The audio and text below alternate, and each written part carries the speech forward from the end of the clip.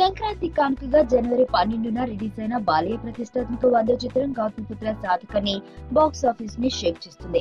బరిలో మరో 2 సినిమాలు పోటీగా ఉన్నప్పటికీ వాటికి దీటుగా ఊహించని స్థాయిలో కలెక్షన్ల వర్షం కురిపిస్తుంది.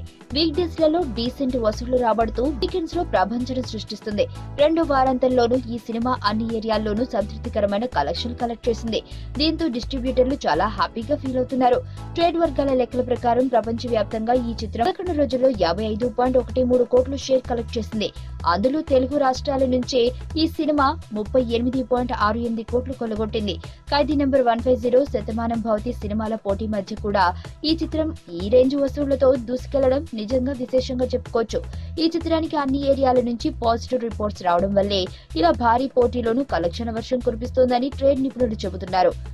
ఏరియాల వారీగా 11 రోజుల కలెక్షన్స్: నైజాం 11, సీడెడ్ 6.90 కోట్లు, వైజాగ్ 5.30 కోట్లు, Guntur 3.95, east Godavari 3.72, west Godavari 3.26, Krishna 2.78, Nellore 1.77, AP plus Telangana 38.68 కోట్లు, USA plus rest of world 10.70, Karnataka 4.55, rest of India 1.50, total world wide 55.13 కోట్లు.